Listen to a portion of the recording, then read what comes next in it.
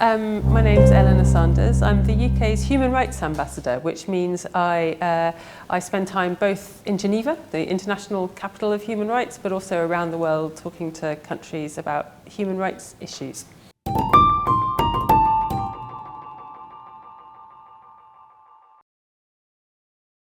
Yeah, well look, my mandate is to speak to countries that we have strong relationships with, that we really care about, and we want to deepen the dialogue, including on human rights with. And Morocco absolutely fits into that category. Morocco is a country we really care about and is important for us both bilaterally and multilaterally.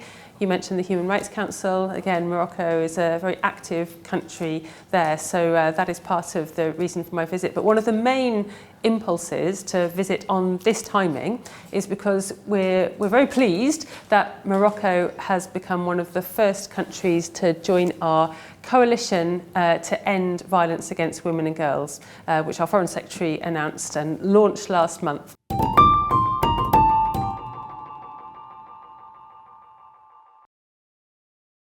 Morocco has, to its credit, built a very strong profile at the UN and on the Human Rights Council.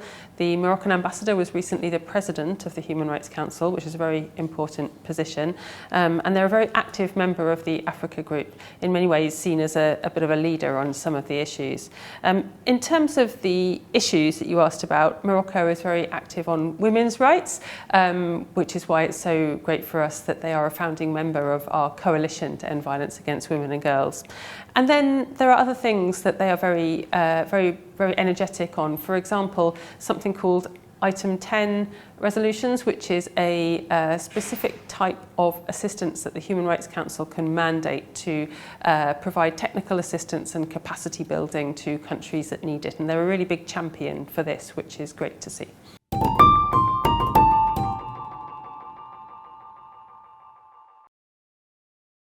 Well, look, human rights are universal, and the UK remains firmly committed to the promotion and protection of human rights globally, including at the UN, and including in Morocco and Western Sahara, as we regularly say to all the parties. As you will know, the UK has endorsed Morocco's autonomy plan of 2007 as the most credible, viable and pragmatic basis for a lasting solution of the Western Sahara conflict.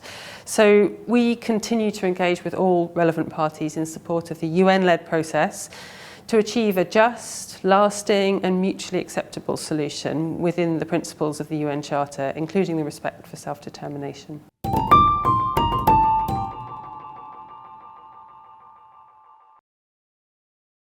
Right, so on the subject of Gaza, I think we can all agree that this is one of the most appalling situations the world has seen this century, possibly more.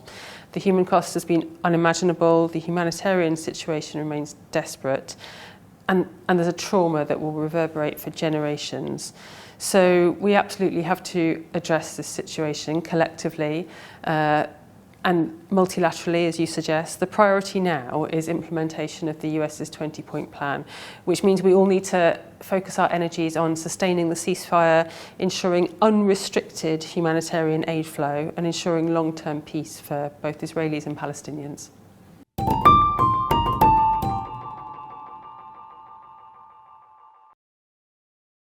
Sure. Well, look, a human rights dialogue adds real richness to a bilateral relationship. So we're really delighted that we've got this off the ground between the UK and Morocco. And as you say, it provides a valuable platform for officials to engage in open and constructive discussions, but also to identify areas for cooperation. And at the third session, which took place last November, we identified women's rights as a key area of shared focus, and that ambition has led directly to Morocco joining the coalition to end violence against women and girls as one of the founding members, as one of the first members to join us. So we're really delighted that we were able to have that exchange and found this issue in common, and we look forward to taking it forward with Moroccan officials.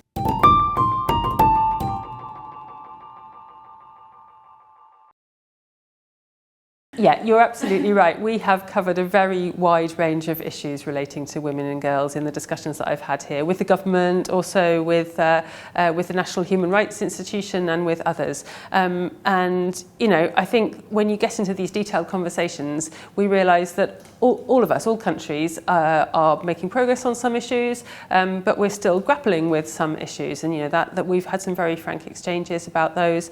I think on the issue of women and girls' rights, Morocco has made some really notable progress and is often seen as a leader on women's rights, particularly in the region, you know, through its National Action Plan on Women, Peace and Security in 2022, which really showcased its domestic commitment. But, you know, for all of us, the challenge with progress on human rights is converting frameworks and ideas into practical, tangible progress, which results gradually in better opportunities and rights for everyone.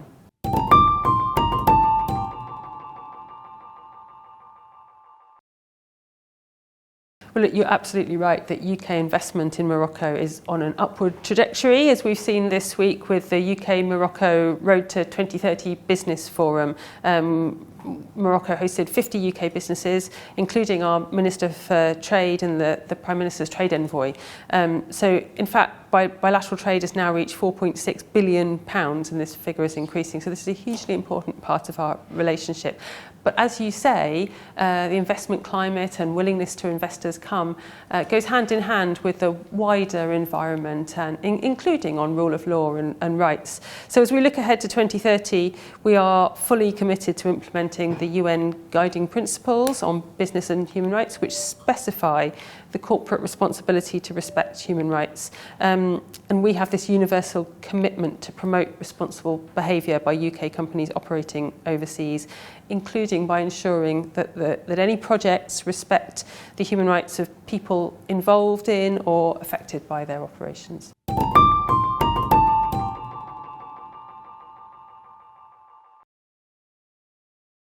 So I think we overlap on the universality of human rights and the principles of human rights for all.